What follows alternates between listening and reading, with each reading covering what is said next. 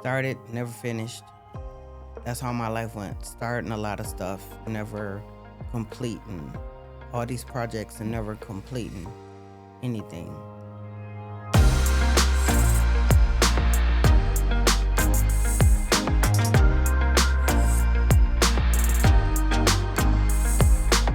Today's guest is a true survivor. She overcame childhood abuse, years of substance use, and the heartbreaking loss of her son to cancer. Now she's turned her pain into purpose. TaRaea West works as a recovery coach, helps others heal through laughter, and she's also helping rebuild lives. Please welcome the inspiring TaRaea West to the show. Hello. How are you today? I'm well. Thanks for asking. I'm so excited you're here.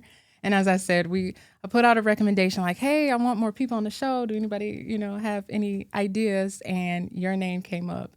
And when I learned just a brief little synopsis of your story, I needed you here. Okay. Because I feel like this conversation is going to help so many people out there. I appreciate the opportunity. Yes. Thank you so much. So before we, dive into the past, I want to know where you are presently. So in this moment, beyond the pain, how would you describe yourself right now?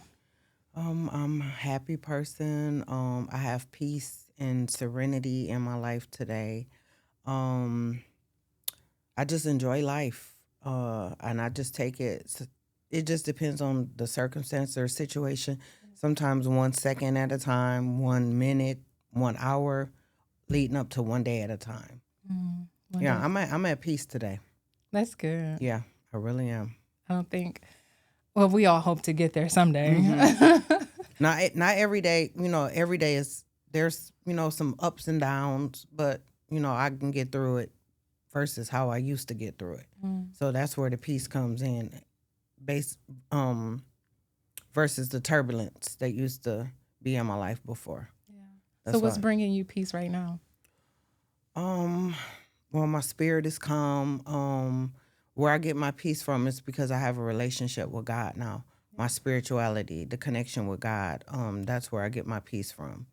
Knowing that, situations, circumstances happen, but it's how I react or respond to the situations that determines whether my peace is going to get disrupted or not. Yeah, definitely. Oh, that's good.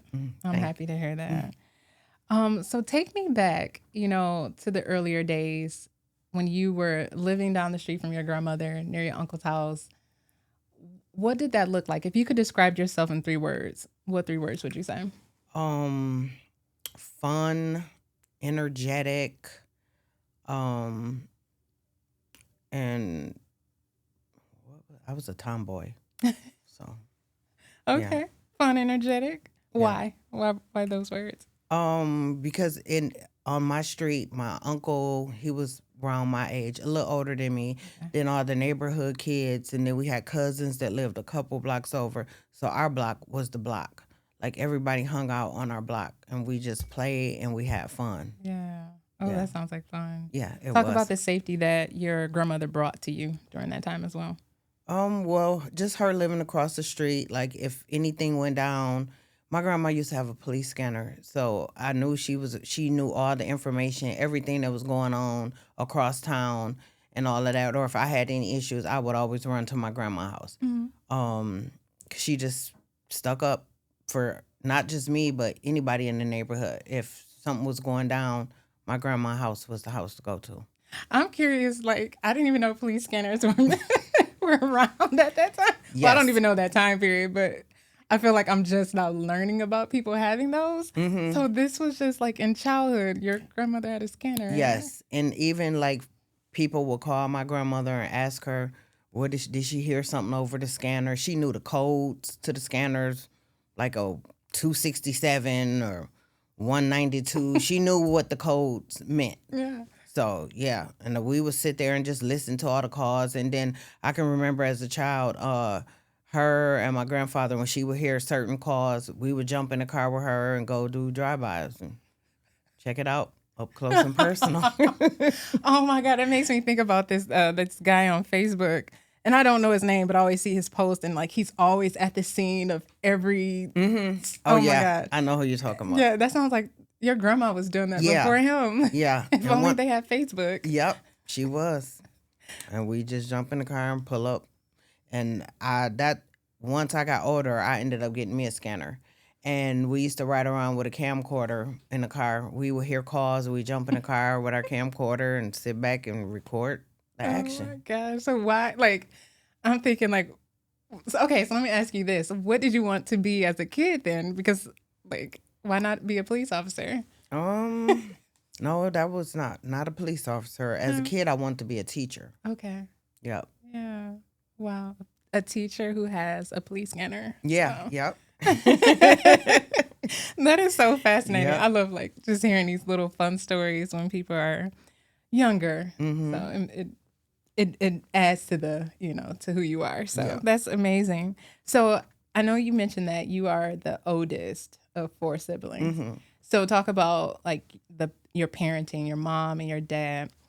Is that all, with the same dad? How did that look?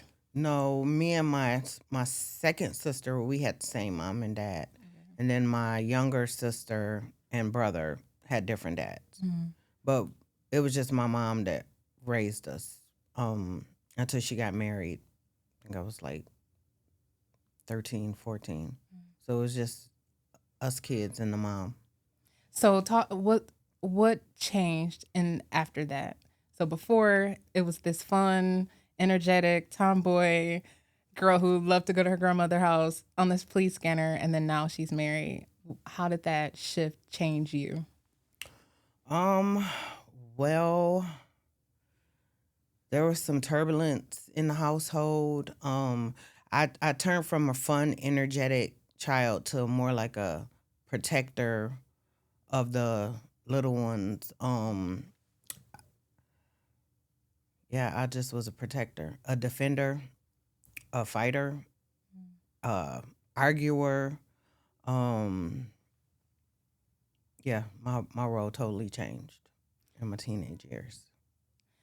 That's interesting because I feel like when a man or a father comes in, he takes on that role. But why did you take on that role? Look, there was like, he drank a lot. There was domestic violence in the house. And well, for a while he did, he got us a nice house with a pool. I had my own room in the basement. He did take care of the bills and all that stuff. But then as time progressed, like on the weekends, he would start drinking and stuff, and then things just started escalating. A lot of arguing in the household on the weekend. It was mainly on the weekends. And then it started turning into domestic violence. And so, like on the weekends, my room was in the basement. So when I would hear the action start to rile up, I would bring the younger kids down in my room, and I would stand guard like at the bottom of the basement steps. And me and my second sister, we took like shifts, staying up all night because it went on all night long. So I just stayed up. Plus, I had to make sure I was aware, to be able to help my mom. When I hear like a thump or a scream or something like that, then here I come to the rescue. That's a lot. Mm-hmm. Thinking back to you discussing that your grandmother was right across the street, did she know? Did anyone else know that this was happening? Yeah, my grandma knew. We tried to go live with her like a few times to get out. Like me and my older sister wanted to go stay with my grandma, but I think we stayed with her for a little bit, but eventually we had to go back home. That's what I can remember. We did go stay for a little bit, and then we ended up back home. Then we wanted to go stay with my dad for a little bit, and we did go there, but we always had to go back. It was like too much on, to get us back and forth to school. The schools were kind of a distance away, and yeah, so we ended up back at home. That's tough. That's really Yeah. tough. I hate hearing that, especially being a mom now. And it's like you look at your kids and you're like, how? Like, how could this happen? But sometimes this is a part of certain people's lives Mm-hmm. and things like that. So you're the oldest. Now you're essentially shifting, right? You're also going through like a puberty stage. You're growing as a 12, 13-year-old girl. But now you're the protector and you're watching after your siblings. How do you think those early experiences shaped your view of yourself and even like the world around you? Well, going through those experiences, after seeing it for so long, it became a part of me. Like, um, when I would talk to my mom about leaving and stuff, and she would say she would leave, or we would make preparations to leave, like packing all our stuff up to leave, and then we never left. And then things would go back to being normal in the house. So for me, then that became my circle, my cycle. Um, Getting in, start drinking a lot, getting in relationships, abusive relationships, and sticking around. I'm sorry, and I love you, and I'm not gonna do it again. And so I became my mother, so to speak. Yeah. When I look back at it, yeah. So when did the drinking start for you? Round about 16, 16, 17. My stepfather had a bar in the basement, and I could remember. Oh, at first it started off, we would go down there and pour out his alcohol and fill it up with water. Yes. So then he caught on to that. But then as things escalated in the home, I saw how, he'd be quiet and humble Monday through Thursday. But come Friday, when he got his alcohol in him, then he got this voice, and he talked, said things that he wanted to get off his chest. So then that gave me the idea, because I was quiet, laid back, but I got the idea, okay, I had something to bring to the table. I had to talk to my mom, and I had to bring him out of the darkness to the light. So I said, okay, I'm going to go and drink some of his alcohol, and then maybe I'll get up the courage to, come on out like he would do on the weekend. So pretty much essentially 16, 16 and a half, 17, somewhere around there. You began. Yeah. You started this. Yeah, I'm pretty sure it was 17, because I remember the specific day. I will never forget the day that I drank. So I'm thinking I was 17. And so you mentioned bringing him out the darkness. What does that mean? Bringing the truth to the light. Well, the truth was already out there. Like when they would get drunk and argue and fight, I would hear things. So I already knew what he was. But when it started getting up close and personal with me, then that was the time when I wanted to expose him, and let my mom know what really was going on, when she had her back turned, or the things he was trying to do or saying to me. So I felt like I need that liquid courage to bring it to the light.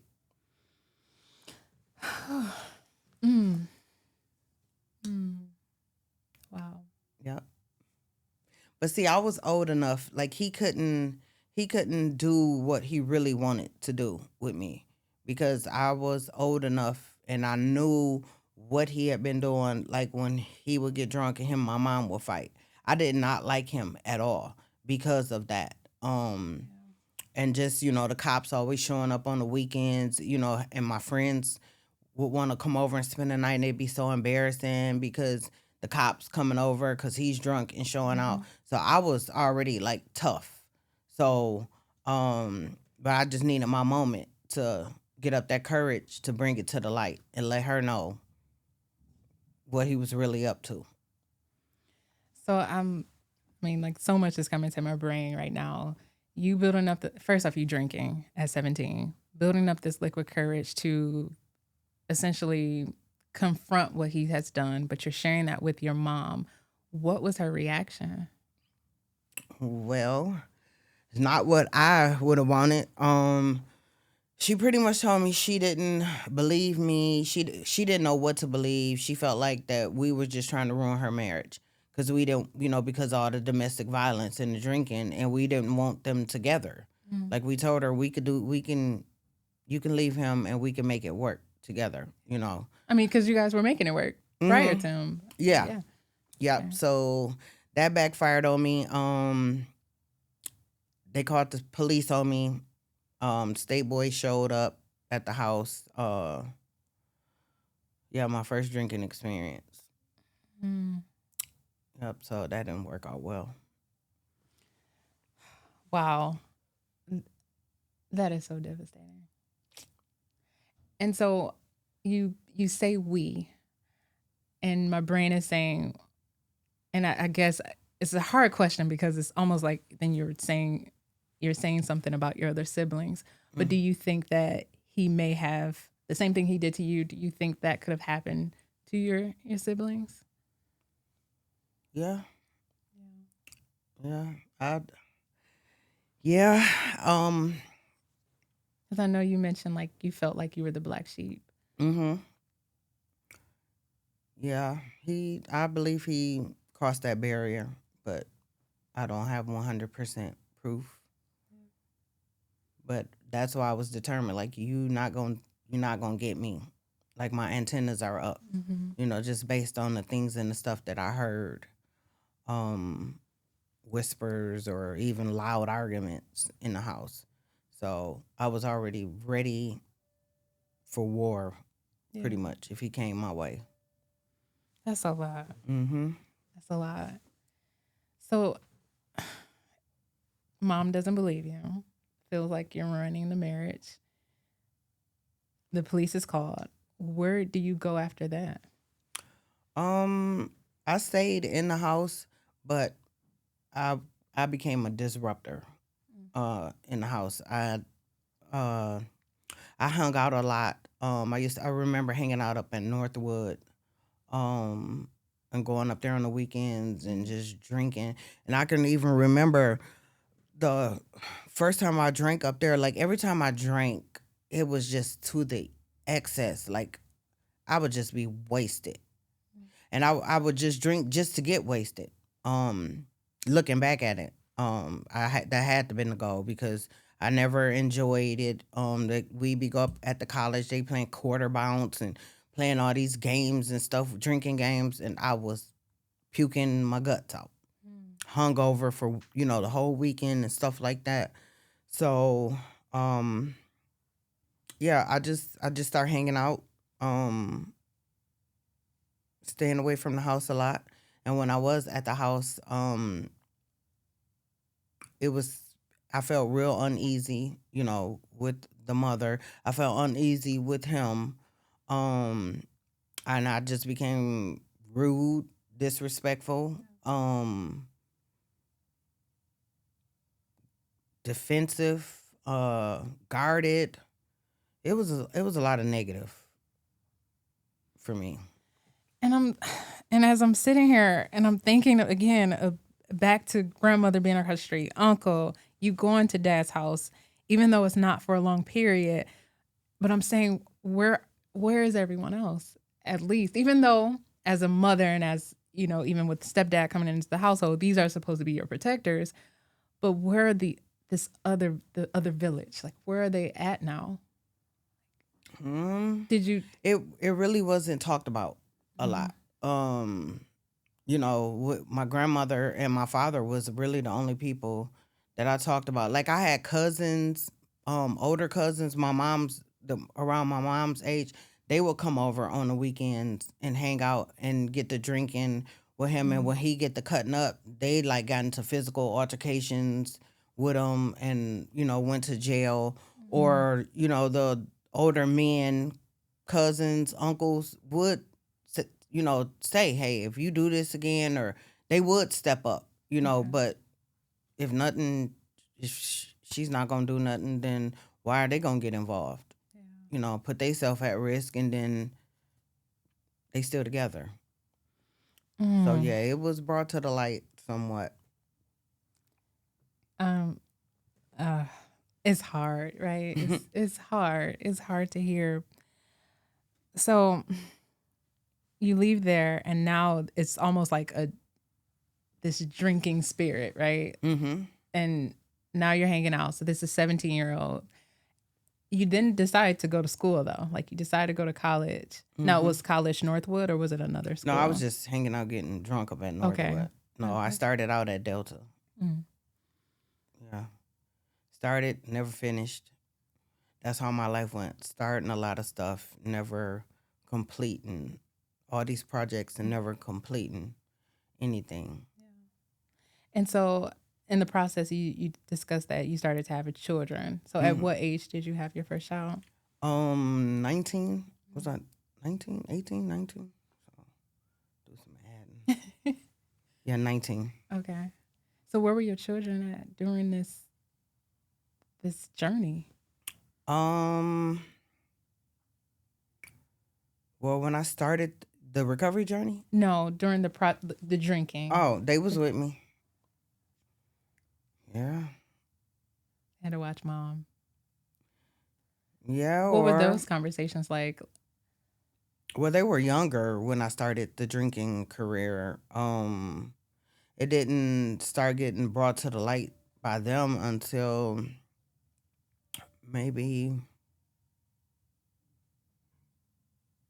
in my 40s. So essentially, as they're watching you, this is almost normal for them. Like this is mom. This is what she do. Yeah. Okay. Yeah. And honestly, I'm not even gonna say my 40s. I say it really got brought to the light.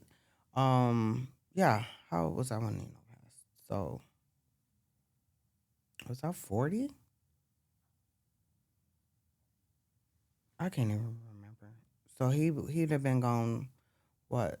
He passed in 14.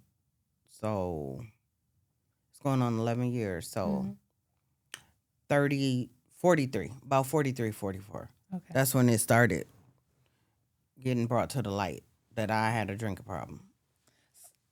But would you say it was a drinking problem in your 20s though? Oh yeah, it was. Okay. 20 all the way 20s, 30s, 40s, but nobody really said nothing. Like everybody I hung around, that's what we did. We just drank and partied. So I hung around people that weren't doing too much of nothing either. Yeah. You know, they starting all these different things, starting jobs, quitting jobs, starting school, quitting school, moving here, moving there.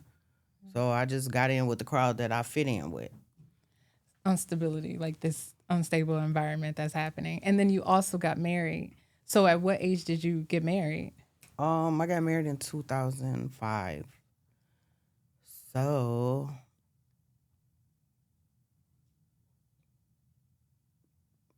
44? No, I'm not good with numbers. It's okay. Right now. It's okay. Yeah, 2005. But you got married and then you moved to Texas. Yeah. So what was that transition like? Shifting from Michigan to now Texas? It was okay at first. Like I wanted to move. I would have preferred moving to Atlanta because I have more brothers and sisters in Atlanta. But I was just wanting to get away from Michigan and try something different. Plus, my teenagers was getting in some trouble in the neighborhood. It was just a lot going on in the neighborhood we were living in, and I feared for their lives. So, why not try Texas? You know, it was either Atlanta or Texas, but Atlanta was my first choice. But it was okay. It was different. I really didn't have a lot of people down there. Just my godmother. And I ran into some people from Saginaw down there. Okay. So it was big. It was different. It was a lot to do. It's hot. It is hot in Texas. Oh my gosh. And everything is bigger there too. But so you're in this marriage, and the marriage almost is similar to like your mother's situation. So do you and it's crazy because a lot of people don't believe this, but they say when you get into relationships, you really just marry your caregivers. You marry your mom or your dad, even though like you try not to, but you do. So did you see any patterns between your ex-husband and like your mother? Like, was there any similarities that you saw, or even the stepdad?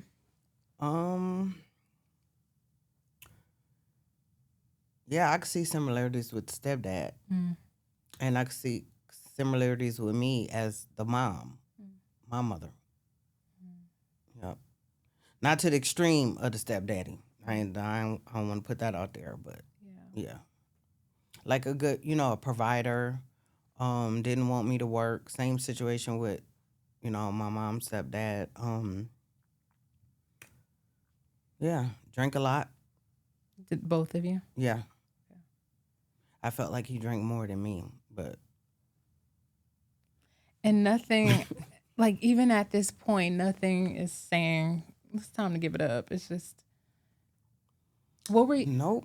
I have to ask then, because sometimes people use certain addictions as a way to escape. So, what at that moment were you trying to maybe escape or kind of cope with? When I was married, Yeah, married and then the drinking still. um, I really wasn't happy to be honest.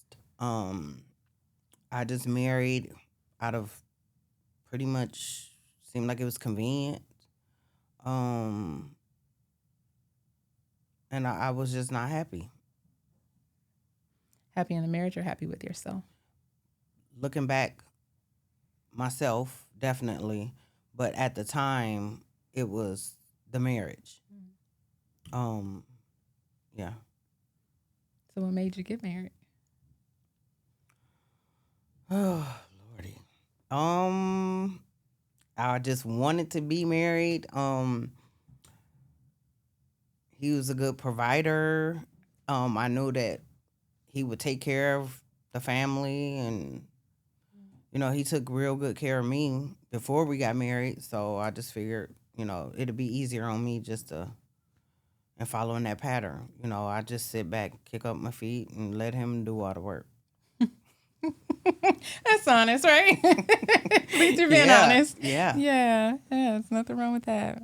Okay, so Texas, and then from Texas, you find out some news yeah, about your son. yep. Um, I got a phone call. Well, we had been corresponding anyway, all the time, and he was having some issues. He was sleeping in my mom's basement, and he was having like some issues with sweating, and he said he'd be coughing up blood and stuff like that. So, told him go to the hospital, and then I get a phone call from him, he crying, saying that they said they found a mass on him, and I'm just like, trying to calm his spirit down and all of that. And I just immediately, the lady I was taking care of in Texas had cancer. So when I got the call, I was at work, and I just had to up and leave, and went home, packed some stuff up, and jumped on the highway. I think it took like 18 hours to get here. Wow. Yeah, back to Michigan. Yeah, and made it back to go to his first doctor's appointment with him. No, what particular cancer did he have? He had germ cell tumor. Okay, what is that? It's very rare and aggressive. Hmm. It was all in his lungs. Yeah, I had got a CD from when they did scans and stuff on his lungs, and it just looked like a lot of cloud. It was just like hundreds little specks and spots, look like clouds. That's Well, what it reminded me of. how did I mean, I hear about breast cancer and all of those, but how does that even, I don't know, like develop? I know you're not a doctor, but just Yeah. how could they trace how that could happen? No, they never gave me a reason as to where it could have came from. I started doing all this research on my own because Oh. before he came, he was in Texas, Mhm. and he came back to stay with my mom, and he wasn't having no issues or anything like that. And then all of a sudden, like within a couple months, he started getting sick. So I started doing my research. I thought, found out her basement had some mold issues in it. Mhm. So I thought it could have came from that. And then he was working at a this factory. So I started doing some information on the chemicals and the things that Yeah. they use to try to figure out where it came from. But no, the doctors never gave me like this is where it originated from. Wow. So from his diagnosis, how long was that period of him like finding out what was wrong to his passing? Uh, we found out June 13th, and he passed November 19th the next year. Wow. Yep. Wow. And when you found that out, did you immediately just move back home? Was that when you just decided to come back to Saginaw? No, when I came back, I took him to the doctors here, and then we got set up with some doctors in Texas. Okay. So I came and I brought him back to Texas, and they had really good hospitals there. MD Anderson, took him there, a few other hospitals, and then from there, we ended up going to Atlanta, and I got him in the hospital in Atlanta, because they had a really good program there that could help him with. He had to get 3 stem cell transplants, and they said all those were life threatening. Like either he can make it out or he don't. So he made it out of all 3. But the hospital there was equipped to do that. So I left Texas and went there, and from there I had to come back to Michigan. I had to leave him in the hospital after his last transplant, and I ended up coming back home. And then once he got out the hospital, he ended up coming back to Michigan. Why did you come back to Michigan? It was too much in Atlanta. The living situation we were living in down there, I thought I was going to have more help and support. It was stressful, uprooting the kids and, taking them down there. It was just a lot of stress. So I guess my follow-up is, why didn't you just go back to Texas?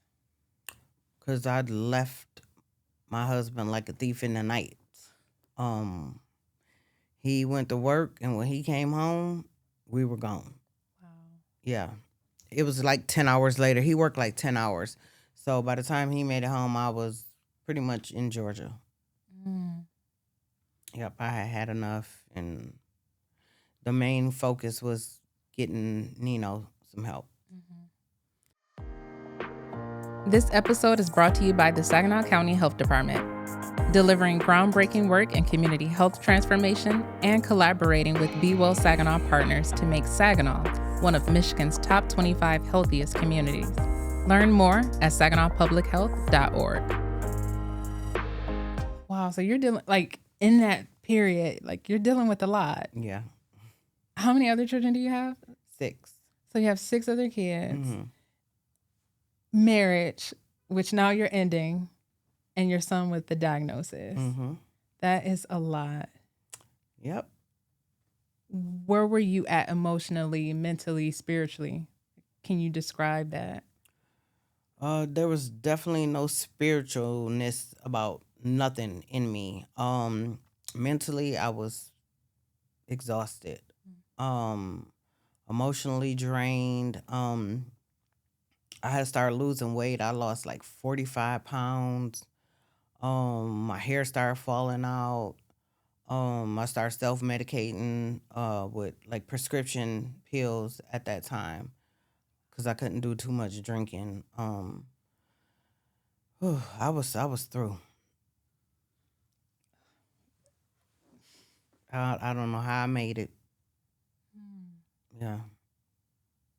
Well, I do know how now. I do know how. Yeah. But at that time, it was rough. And so what I'm hearing is that kind of the thing that you were using to kind of cope with things, that wasn't enough anymore, and you switched to something else. Yeah, I was still drinking periodically, but I had too much stuff to do that drinking was getting in the way. Hangovers and, drinking and driving and stuff like that. So, yeah, the prescription meds were at hand. So I just started taking them. They were pretty much like to calm my spirit. Calm my nerves down. Yeah.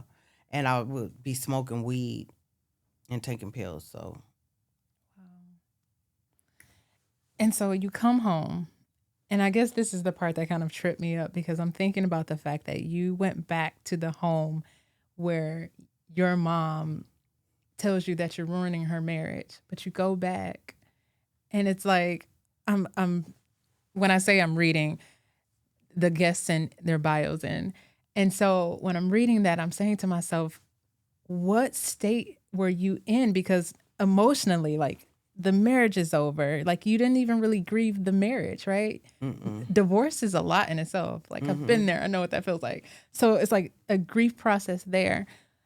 You are going through the process with your son, but then you're back home to what triggered all of this. What's happening right now? What's the relationship like with you and your mom at this point? Well, the stepfather was gone. He had passed away. So that pretty much was an issue. That part was just pretty much swept under the rug until, like, if she got mad or something, then it would get brought back up. Or even if I got mad, I would bring it back up. So, but she opened her doors to us, and that's the only place we really had to go. So, And did your children know, like, what you had been through no, at that time? no, not at that time. No. So you're at home and Nino comes back, but he eventually passes. What now? Where are you at now? Oof, a hot mess. And I'm so sorry. Ooh, Like, yeah, that was terrible. I remember the day that I buried him. I slept for like 3 days, and a lady, she had lost her son. She came over and woke me up and was trying to get me to get up out the bed, and you got to eat, you got to do this, you got to do that. The grief was so heavy on me, I could not function. Um, and I just really started drinking a lot. Like, that was drinking for breakfast, lunch. I just drank till I passed out. Uh, it was never enough alcohol, to be honest. Oh, that was terrible. and what are your children saying at this point? Like, seeing you now, like, in this phase. I mean, I'm sure before drinking, it was just like, okay, like, you're still up, you're doing things, but now it became worse. How were they feeling about it? Well, the little ones,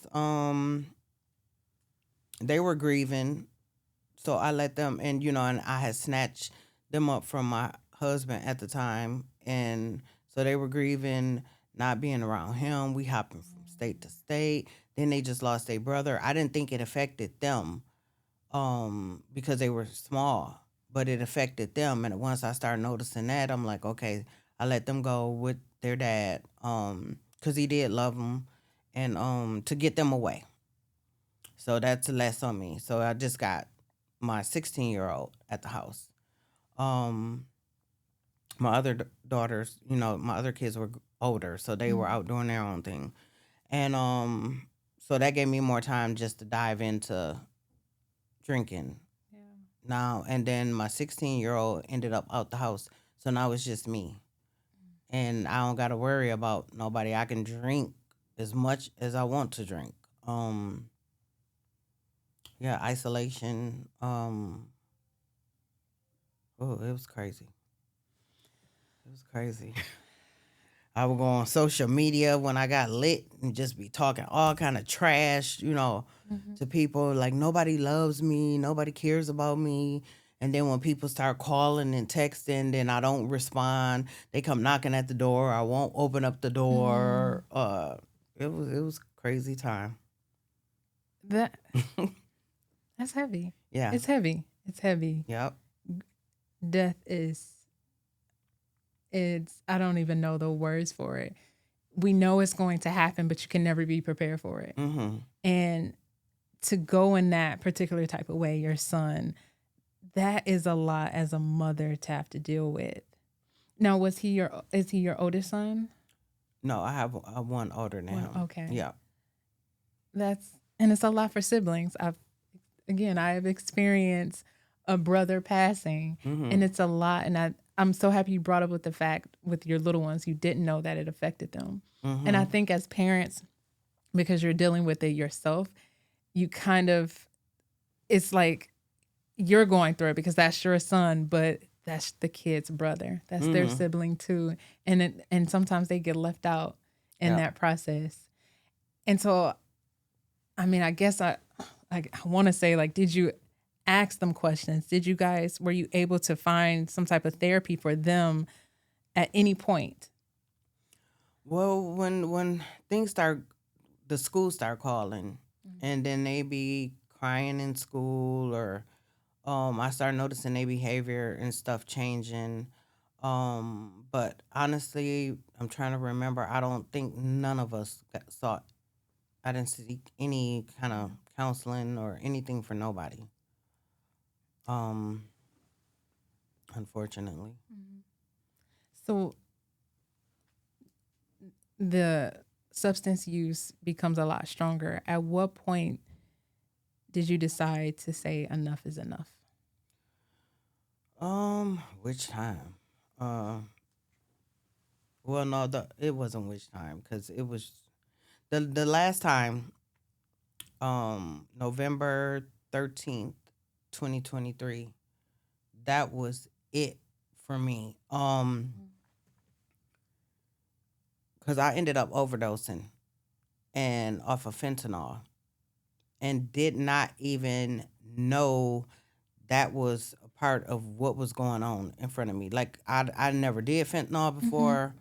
None of that. It was just mixed up in something, and I tried something, and it was only a little bit of something, and next thing you know, I woke up in the hospital. Yeah, I could remember sitting there, and I could remember, like, my vision, like my eyes getting low, and it started to look like I felt like I was floating. And then I could hear somebody saying, "TaRaea, are you okay?" And I'm like, "Yeah, I'm okay." And when I woke up, like 8 hours later in the emergency room, I'm looking around like, what is going on? I'm hooked up to all this different stuff. And then my blood pressure started dropping, and they come running and putting stuff in my IV. And they told me, they said, you were unresponsive. And I said, okay, so what does that mean? They said, well, we had to Narcan you 4 times. And I'm like, Narcan me? And I just yelled. I said, oh my gosh, somebody's trying to kill me. Because I had no idea where that could have possibly came from. God. So who found you then? I was in a house full of people. Okay. Yeah. Wow. And the guy, my buddy that had the stuff, he did the majority of it. And he gave me a little bit of what's left. So when I came to, I found out that he passed out as well. They said we felt like the Twin Towers. Oh my Both God. of us. And that could have been way worse. I mean, worse death. Like, oh my gosh. Yep. They had him at one hospital and had me at the other hospital. Yeah. You have been covered. Yes, definitely. I know that now. But even when I was out there and I didn't want to be out there no more, I had got a taste of life on the other side, and I didn't want to be where stuck back where I was. And I would always just say, like, God, Father, help your child. Jesus, take the wheel. And I'm sitting over there in a house full of people, we drinking and drugging, and they looking at me like I'm crazy. And I keep telling them, I'll be like, I'm going back to treatment. And I'll be like, this ain't working out for me. But I'm still sitting up in there with them, still continuing to do the things and the stuff. But that's just not where I wanted to be. And I just kept saying it out loud. Jesus, please take the wheel. Father, help your child. So I feel like that was his way of helping me. Like, he knew he had to do something to get my attention. When you did that, I was thinking like the shock, like when they shock you. Yeah, it's like he had to let whatever happened to me, and bring me back from that to, like, okay, you didn't come back on your own. Like, this, you could not be here. So that was the moment That was you it. said, I'm done. I'm done. With this.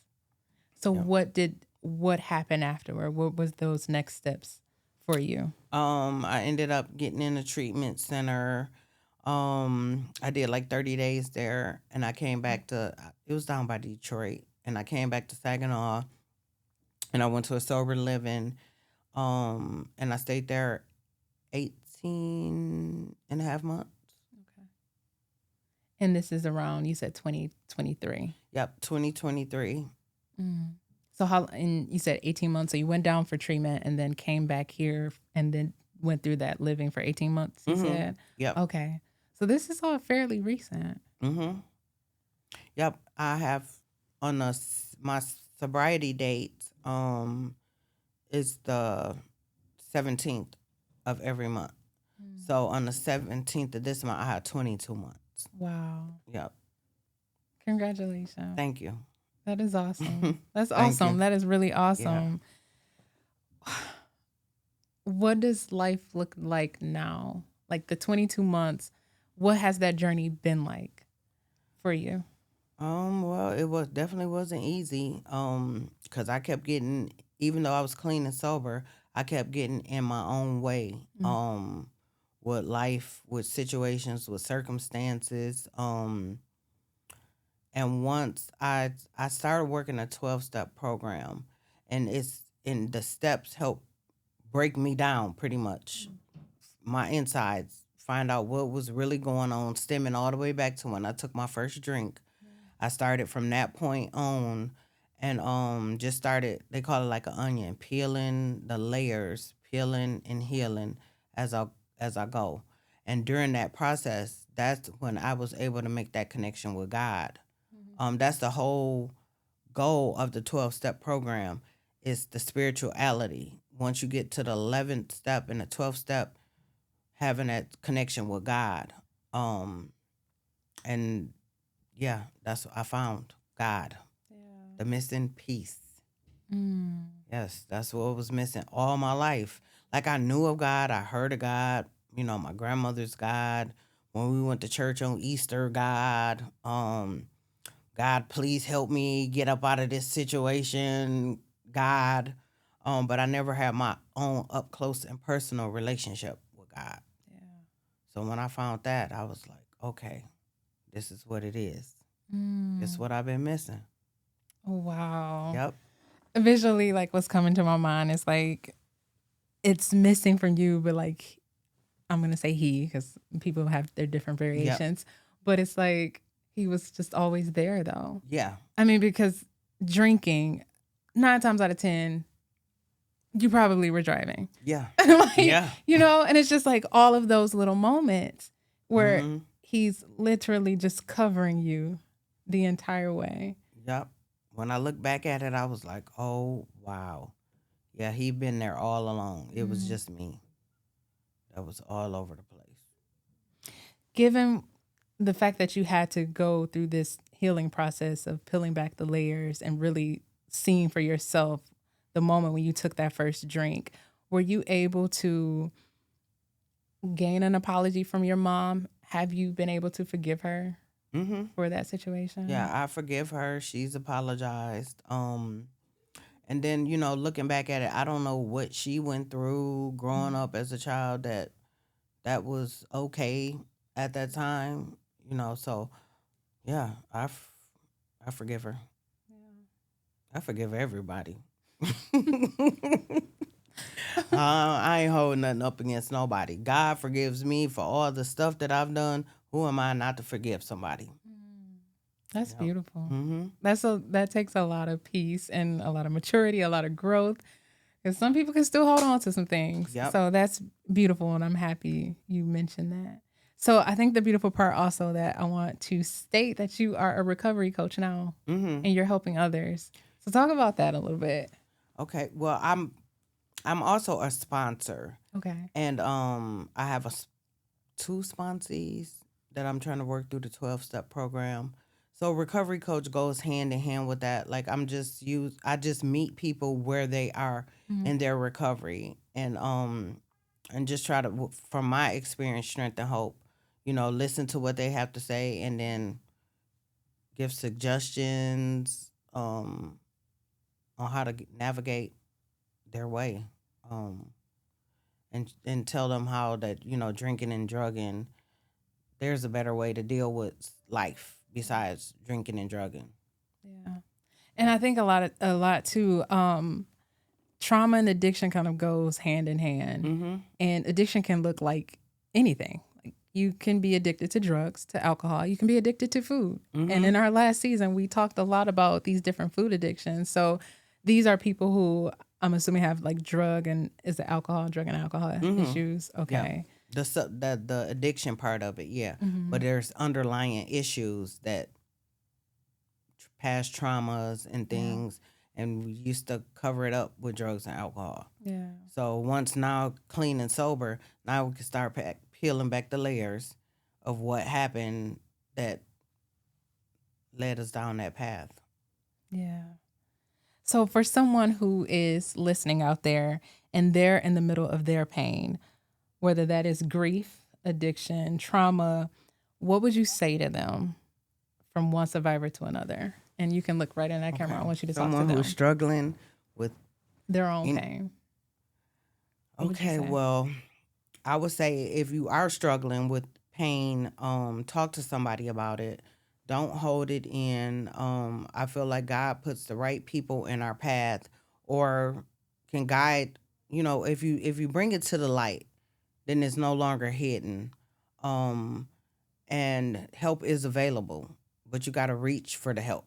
Like holding it in is not going to get the help that you need. Just don't hold it in. Talk about it. Just keep talking about it. Whether you talk about it on social media, whether you write somebody a note, make a phone call, talk about it, and I'm sure that it'll get where it needs to go, and help is available. Help is available. Help is available. Before we close out, I want to talk about your gift for comedy, though. We didn't talk about that in this. And it's a way to bring light to darkness, right? And that's what you're doing. You're making people laugh. How did you discover that voice? How did you realize that you can make other people laugh? Well, just being around people, we laugh together. And I know I've noticed when I say something, I can make somebody laugh. But discovering it, that just happened like in maybe March of this year. Oh, wow. Yeah, that's when I did my first ever stand-up comedy. I would hear people tell me throughout the years, even one of my friends just messaged me and said, "Girl, you've been making me laugh since 1984." And I'm like, oh, okay. Yeah, but, hearing other people tell me that, I didn't receive it until I got that relationship with God. And then I'm like, okay, I might be on to something. Now I'm really paying attention to what the other people's saying. And I just prayed to God about it, and doors opened. Yep. And I enjoy it. Yes. I need to come to a show. Yeah. Tell them how we can find out your next show or upcoming shows, 2026. What's going on with TaRaea? What's happening? As of right now, I'm just focused on school and work. I'm looking for opportunities to do like open mic, or just, I'm just looking for opportunities to come my way. And more recovery coaching. Yeah. Yep. Recovery coaching. And recovery coaching helps me stay balanced and centered with my recovery as well. Let them know how they can find you if people are interested in you working with them as a recovery coach. Do you have any like Facebook pages that they can go to? How can they reach you? Yep. On Facebook, it's TaRaea Haney. And I'm got a white cowgirl hat on, some white boots on there. I'm not really on TikTok that much. I do have a TikTok, but I really don't use it. But yeah, Facebook is TaRaea, Terry with the I, Haney. Yeah, definitely follow her. I'm sure you're giving tips and letting people know how they can just stay encouraged. I want to thank you so much for being here and sharing your story. I know it's definitely going to touch some people out there. Thanks for having me. Thank you.